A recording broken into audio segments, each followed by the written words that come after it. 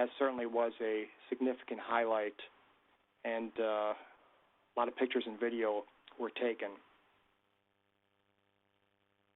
Now, this is a little bit different than an open house. It's a more social gathering. You know, we had some dinner afterwards, and certainly a great opportunity to meet new people and make some friends. People that, again, you probably knew a little bit about on Twitter but didn't know in person. Great way to showcase the Weather Service on a more intimate scale, and a way to recruit future spotters or weather watchers. In fact, one of the guys who helped me organize this, he's somebody on Twitter that I didn't know personally up until this tweet up. He is now somebody that our office is in contact with on a regular basis. He's a boater, and we just started a new service on one of our large inland lakes. We're providing some wind and wave forecasts for this inland lake, and he's been a go-to person for us to help us verify our forecasts because he's a big boater on this lake. So, again, just a great way. These tweet ups, just a great way to get involved with the community, showcase your office, and have some fun. So that's all I had for my presentation. Hey, Jeff, this is Tim. How did you promote this? It was promoted entirely on Twitter. With the TweetVite, we generated the invitation, and that's where we could list the restrictions we had, like no smoking is allowed, and some basic rules like that. But once we prepared that invitation, we used that and we tweeted it. I tweeted it. The person I worked with to get this together tweeted it to his followers, and from there, the followers of our followers tweeted it, etc. So we got the word out. Now, because there's a size, an obvious size restriction to have something like this at your office, I think we kept ours to 18 per group, so that everybody could comfortably fit in our conference room. I was a little concerned that it might get out of hand, that I would that people that I didn't know via Twitter might want to join us. But it turned out that everybody who joined us for the two events were people that were following me, and I was following them on Twitter beforehand. So I was a little concerned about that, that you may not know exactly who it is you're inviting to the office for something, again, on a little more intimate scale than an open house.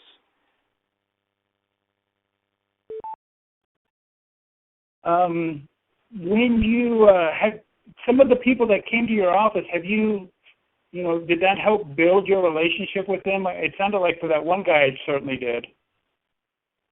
Oh, yes, absolutely. As a matter of fact, that was a really important connection for us to make because of this service that we kind of wanted to start on this inland lake, the new forecast on that lake. But, I think I would guess about a quarter or so of those 35 or 40 people that attended have subsequently attended spotter training classes and are now spotters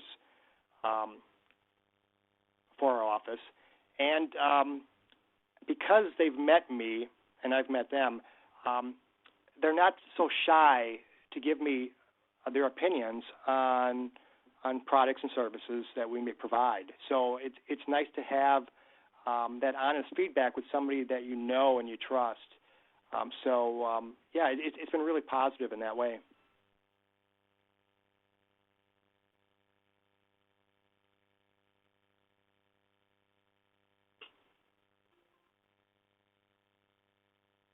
Any other questions? That's what I said, but my phone was muted. All right. All righty. Miss Emily, are you on the line? Yep, I'm on the line. All right, Jeff, if you could hand it off to Miss Emily. All right. Can y'all see that? Yes. Okay. All right. We'll go ahead and get started. I'm Emily Timpty from the Charleston, South Carolina office. Back in May, we had held a town hall on both Facebook and Twitter, so I'm kind of going to go through what we did to advertise it, how it went, what worked, and what didn't. So kind of our goal of it, we had seen a couple other offices kind of go through the same thing, so kind of our first one, we really didn't know what to expect if people were going to ask questions and whatnot. So we decided to coordinate it with Hurricane Preparedness Week and kind of allowed the public to ask us questions regarding hurricanes, forecast, preparedness, kind of anything along those lines. And our main goal of it, we wanted to get more interaction with our users. You know, sometimes it could just seem like a robot sticking out some of these posts, so we kind of wanted it to be more of a conversation and really get more interactive with our customers. So some of the advertisement we did, we started advertising about a week in advance. On Facebook, we didn't want to overload people, so we kind of said one post every other day, and we mentioned in the text to share it with friends and family. We also coordinated it with our Preparedness Week slides. We had one scheduled going out every morning, so kind of just mentioned in the text, and it was on Tuesday of the Preparedness Week, so it was only actually a few days. Then on Twitter, since it's more of a constant stream and things get lost, we did 2 tweets per day, and we actually had a few local government offices and media outlets retweet it. So here's a couple examples of our Facebook posts we did. I kind of started with one base one, kind of explaining when, how we're going to answer questions, and kind of what we're gearing it towards, and then kind of tweaked it a couple different appearances just so I wasn't posting the same thing every day. And then I also had tweaked the same slides to cater to Twitter, so then when I sent out some of our tweets, which here's some examples of them there, I also attached that image. So here's some of our sample tweets. I tried to include some big hashtags that's easily searchable, and we kind of geared it towards, we said we could ask questions directly to us, and kind of tried to get the NWSCHS hashtag to catch on, but we did have questions come through that, but we actually haven't had much activity with it since. But overall, we just kind of geared our tweets just to help remind people and use some popular hashtags. So kind of the staffing, we did the Twitter and Facebook actually at the same time from 7 to 8. It was a Tuesday night, so we figured probably after dinner people are winding down, figured it'd be a good time to do it.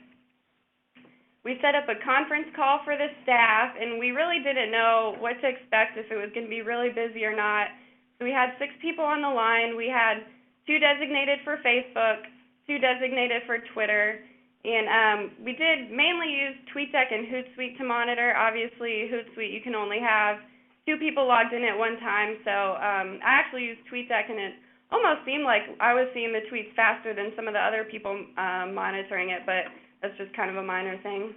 Then we also had 2 coordinators, and that was kind of really important. They were the people that kind of oversaw the whole process and make sure that all the questions were being answered.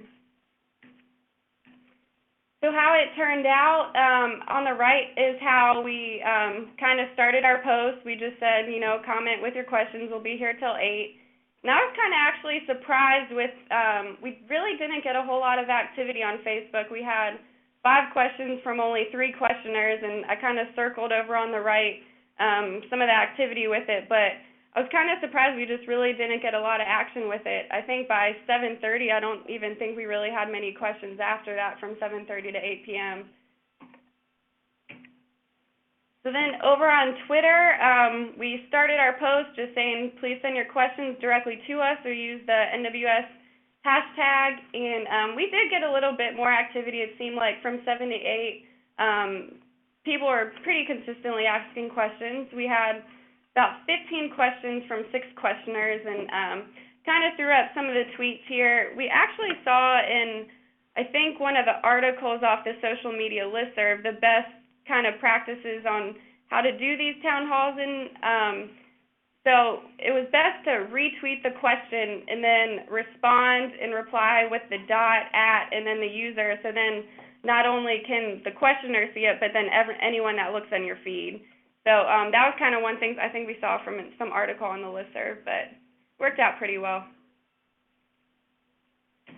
So then some of the issues we came across, we did have too much lag time between some of the questions and their answers, particularly on Facebook. I think we had a couple questions that just involved a little bit more research, and I think one of the first questions, there was like a 10-minute lag between our answer and the question, and so it kind of looked like we weren't there, but we just had to do a little bit more research on that. But that was one of the issues we came across. Then also, obviously, with the Twitter character limitation, it was hard to answer some of the questions just due, some were more complex than others, and I think with a couple of the questions we actually had to tweet the answer in 2 or 3 different tweets, and even that was a bit of a stretch to get all the information out there. So it was a little bit harder on Twitter. Then we also had some minor software issues. Obviously, with Hootsuite, we could only have 2 people logged in, so we had to kind of monitor it other ways. And then we also had some Facebook issues initially. I think we all logged on to the call around 6:45 and tried to send out some tests. And I don't know if there's a limit to how many people can be logged into the office Facebook, but we did have some struggles trying to get around that, and I don't think we could get a couple people in. But initially, that was an issue. Then also kind of doing the Facebook and Twitter at one time with each kind of group trying to coordinate their answers, we did come across a couple instances where it did seem like there were too many people talking at once on the conference call. So some of the best practices and recommendations we kind of came about, we decided next time we definitely want to split the Twitter and Facebook town halls, whether it be the next day or maybe an hour after, but kind of just be better to focus on one rather than doing both at the same time. Then optimally, maybe only 3 people per call, 2 people answering questions, 1 coordinator, and possibly 1 more for research purposes. You know, as we get more followers, it may need more people to kind of answer everything, but that's kind of so we don't have as many people talking at once.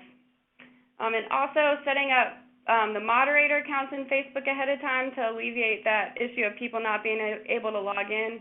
Basically, it'll just link that person's personal account to the office account, so they're able to, you know, act as the office, and then if needed after the town hall is over, we can take them off of that kind of admin role.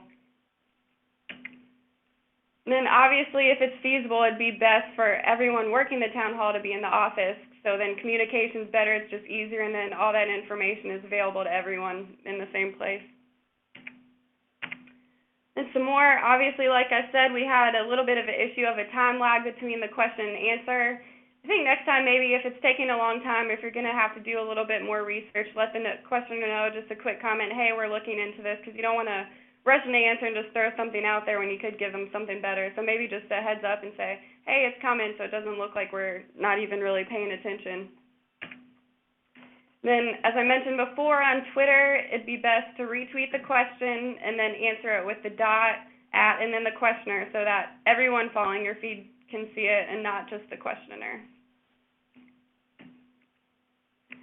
And then in the future, we talked about possibly including emergency managers or other officials. It could be cool to increase our partnership, and then, you know, advertisement will be better. We'll get more people involved. They can answer questions. We can answer questions, and could kind of be a bigger outreach event. And then we'd also like to try another before an impending hurricane, a big event. Might be more on the spot, but allow people to ask us more direct questions where it's actually going to impact us and not just something, you know, kind of random and out of the blue. So we'd like to try it for that. And then with that, that's all I have. I'll take any questions.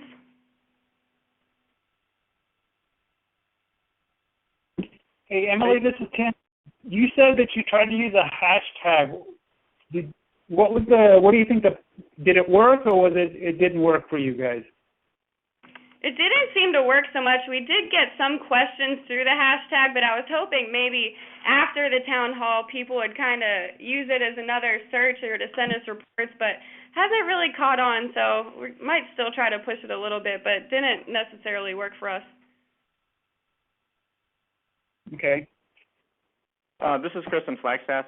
I was just curious why a couple slides ago you said when replying back so everybody could see the question, you wanted to include like a period and then their username. Why was that? Yeah, we had just read an article, I think that was sent out over a social media listserv, and I guess if you use the dot and then @ with the questioner, then everyone on your on your Twitter feed will be able to see it. I guess if it doesn't have that, then only the questioner can see it, but we just saw that in that article, and we tried it out, so then people can see the whole conversation and not necessarily just the question that we retweeted. Okay, thanks. Yeah, that's true. If you send it just @ username, it's between you and that person. If somebody follows you both, I believe they can see it. But if you put a dot or anything, a space, a pound sign, some symbol right before their username, then that allows everybody on Twitter to continue or to be able to see the conversation.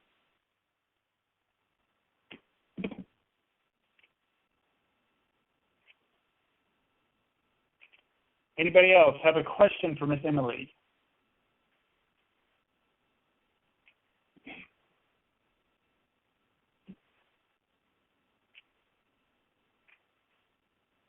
Well, very good. Thank you, Emily. If you could hand control over to Chris.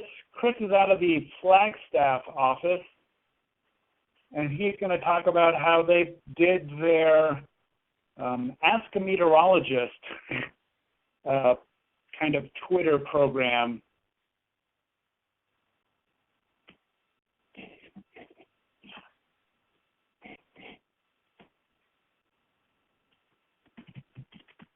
Okay, can you hear me? Yes. Okay, well, I'll go ahead and get started. I'm Chris. I'm here with the National Weather Service in Flagstaff, and I'm pretty much going to share our experience with our Ask a Meteorologist Day. And the concept kind of came about just through several outreach meetings that we had in the past as a good way to maybe engage some of our following prior to more active periods of weather, and hopefully kind of open that line of communication with some of our users. So I'm going to spend a little bit of time talking about how the idea was developed, how we promoted it, and maybe some takeaways if we want to do it again in the future. So the concept was just to have our Twitter followers submit questions to us to be answered by our team. So it's kind of similar to some of the idea that Emily showcased earlier. It's supposed to just be a fun and interactive activity that will get people talking during an otherwise quiet period of weather. And hopefully the takeaway would be that by engaging our users, that they would be more likely to interact with us when we need them coming in the more active periods of the year, like monsoon season or during some of our winter weather events. And it's been a pretty active monsoon here so far, and our following has been pretty active with us as well. So I think that activities like these have been of some benefit. As far as the promotion goes, it might be surprising, but it was actually somewhat spur of the moment. We kind of came in that morning, and we had discussed doing this idea many times in the past, but we didn't have a set day or a set exact plan for how to execute it. So we came in that day, and it was a quiet weather day, as many days are in the spring, and we were kind of looking for ways to fill some of that dead air on our social media. So the public service desk, which is usually somewhat of a low workload desk, and there's actually a forecaster working that side that day, volunteered to monitor the Twitter feed and to respond to questions that day. And so that's pretty much how we went about doing it. I think for other offices, maybe with a larger Twitter following, it'd be good to have some advanced planning. But for us at that time, our Twitter feed was still kind of in its infancy. We'd only had maybe 500 or 600 Twitter followers at that point. So it was pretty easy to kind of do something like this on the fly. So advanced promotion may help, but I don't think it's exactly critical either. I think if people are going to ask questions or have questions for us, they'll send them to us when they see that we're soliciting for them. So as far as staffing goes, like I said, the public service desk monitored the Twitter feed and answered the questions. Given that it was a quiet weather day and really a quiet weather period, I don't believe we really had too many weather concerns for that whole week. Monitoring and responding to the questions was very easy to do. There wasn't a whole lot of extra stuff going on that we had to, sort through. And the only thing I would kind of keep in mind, though, is if you're going to do this, or if one person is going to be monitoring the feed, that to make sure that person kind of is familiar with the usage of Twitter. You don't always get a pop-up notification, for instance, with things like Twitter that you got an interaction. So it is easy for things to get missed or to get buried. But otherwise, as long as they, are pretty familiar with using the the social media, it's pretty straightforward with how to respond and answer the questions. As far as handling the tweets, you are limited to the 140 character limit, so we always try to be as short and concise as possible. Like Emily was saying, we also had to break up some of the tweets with multiple responses in order to convey a message. But one good way around the character limit is to provide a link or a video or maybe a graphic that might convey the same message, but that's a lot easier way to share information and get around that character limit. So keep in mind, a picture's worth 1,000 words. So if you have a video or you have a picture or graphic that could convey the same message, then that's also a great thing to share and do it that way. Like I said, when we did this, our Twitter feed was still in its infancy, so we weren't using Hootsuite or anything like that at the time. But if you're a larger office with a larger following, it might be advantageous to use in conjunction with an activity like this. So this is just an example of what some of the tweets looked like. And early in the day, we started just sending out updates saying, hey, today's Ask a Meteorologist Day, send us your questions. And every time that we did that, we'd get a handful of new questions. So like I said, I don't really think the advanced promotion is really a requirement for something like this, although you're going to want to kind of have it planned out on how you're going to do it. But once people see that we're taking questions, they tend to respond to us pretty efficiently. The questions that we got asked generally weren't overly complicated. We got a lot of questions like, why is it so windy in the spring, or what kind of cloud is this, just kind of the typical questions. But I don't think we got anything that really stumped us either. So it wasn't too difficult to answer the questions. And, it usually took between 10 and 15 minutes to kind of get back to somebody on a question. But we did try to respond as promptly as we could. So one thing that we didn't do, but that is a great idea, like Emily said in the last presentation, is to maybe retweet the question and then respond to it so everybody could see. I think if we do that again in the future, that's definitely something we'll try to do. As far as the strengths go, Twitter can definitely appeal to a different audience. I've talked to a lot of emergency managers and just people in the professional field who have told me, yeah, I'm not real active on Facebook, but I do have a Twitter that I keep myself updated with. So Twitter can be appealing to a different audience, and that's part of the reason that we did the Ask a Meteorologist Day on Twitter. I think also being creative with hashtags is a great way to broaden your following. We traditionally will always put an AZWX following most of our tweets, the Arizona weather tweet.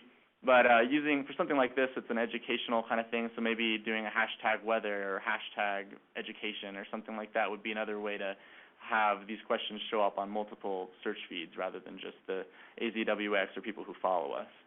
By the end of the period, we actually had 37 new followers following this event, so it did kind of boost us up a little bit and got some more people following us. And I really do think it worked to help engage our followers as we headed into the more active times of the year.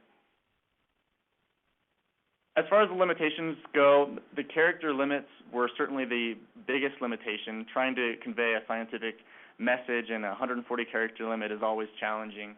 But like I said, being creative with including links to videos or graphics or anything that might better convey a message in a shortened format is one good way around that. Also, our Twitter following was still expanding at the time, so WFO that has a very large Twitter following may want to have more advanced planning and advanced structure than what we had. But for us, it was easy enough to just kind of do it on the fly, and the workload wasn't overwhelming at the time either. Another idea is that Facebook might be a better platform for answering questions, although I'm not convinced that we'd necessarily get more questions, but we probably would get different questions, and we wouldn't be limited to those pesky character limits. So I think if we do this in the future, we'd probably want to pair it up with doing it on both Facebook and Twitter. So finally, the takeaways. This is really the kind of thing that should be reserved for quiet weather periods. And at least one person should be monitoring and responding to questions as they come in. Like I said, if you're an office that has a very large Twitter following with thousands and thousands of followers, then you're probably going to want to have that well-staffed and have a good plan of attack for how to handle all the questions. For us, with a smaller population density, it was easy enough to do it with just one person.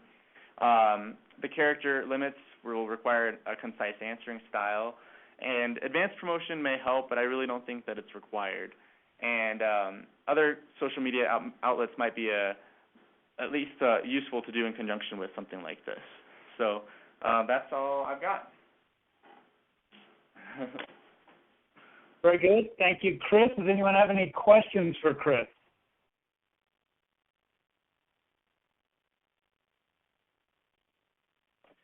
Hey, this is Corey. I've got a question for maybe all three of you. Did you guys end up dealing with it? And this might lead into sort of the trolls and the next presentation, I guess, next week. But did any of you end up getting odd questions or provocative questions, anything that you had to deal with in that way?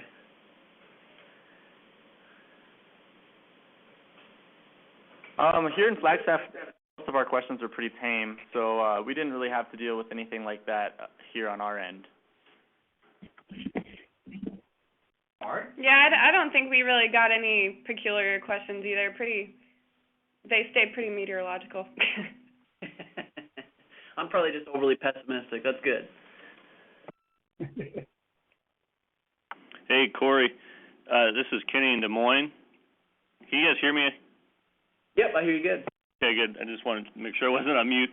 Anyways, we did a town hall here at Des Moines back in June, and on Twitter. It was pretty much an epic fail, and we put it in the forum, but just kind of reiterated that the Twitter one was just one guy just bombarding us with climate change questions, global warming questions, like why is the polar ice melting, that kind of thing. So there was a few of the questions we could answer, but some of them we just pretty much ignored and went on to Facebook. The Facebook one we did afterwards, and it was a big success, and people were really enjoying it. So. One bad apple, huh? Yep, and that was the only one that was asking questions. So I think he kind of scared away other followers from asking questions, I don't know. So we may try it again with more topic oriented. We just kind of left it open-ended kind of deal, so.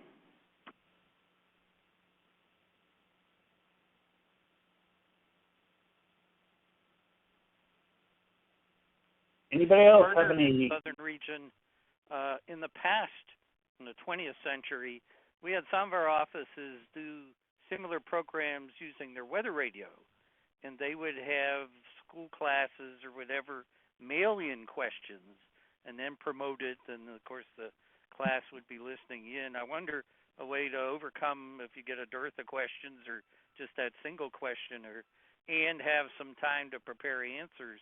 Another way might be to solicit people asking their questions ahead of time.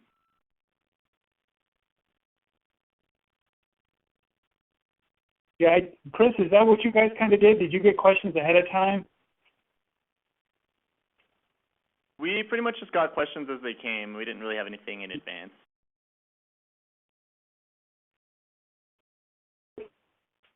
Well, yeah, that could be one way to manage, especially if you have a larger crowd. And it would give you something to talk about while other people came up with other questions. You know, it might keep things flowing along. Any other questions? Hi, this is Becky in Anchorage. Yeah. Hi. I was just wondering, along the same lines of some of these discussions, if anyone has tried having a focused discussion, for instance, just on a topic or even on an event like a specific blizzard or a specific hurricane, and having people share their stories and answering questions about those.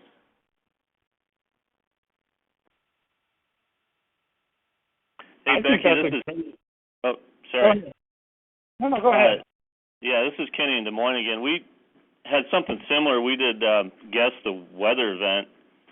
So we threw out one question related to that big event that happened in central Iowa. And unfortunately, it was too detailed right at the beginning, and so somebody got it right away. But we had like 5 or 6 questions that we were going to post every hour.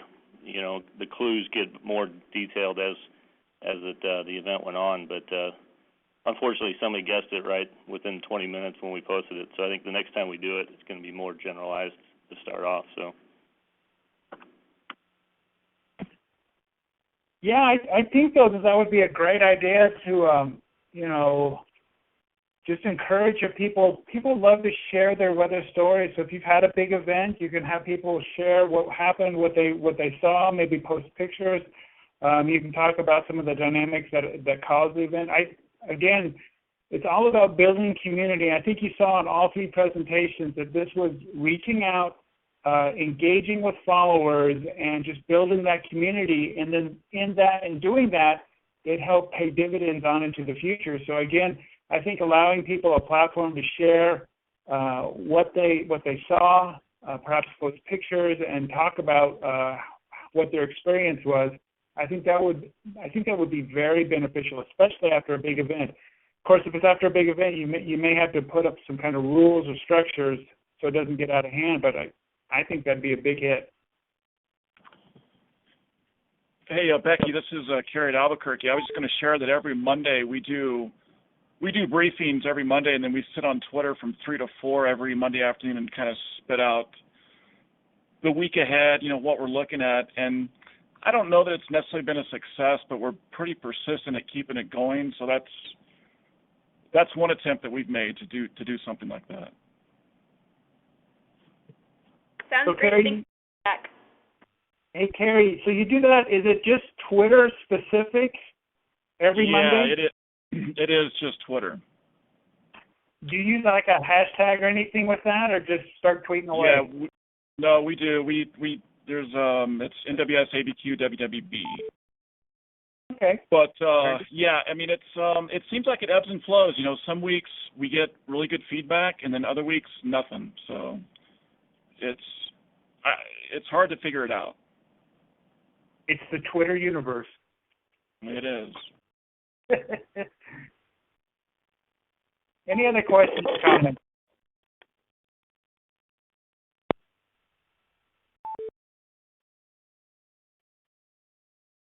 Well, hearing none, I want to thank all of our speakers today. They did a great job. Like I said, we'll be making the presentations available either later today or tomorrow, so you can share them with your staff, so the people who are on shift, working the midnight shift tonight. And like I said, we got other trainings coming up in the next few weeks, so tune in. And thanks again for joining us today. All right. Have a good day.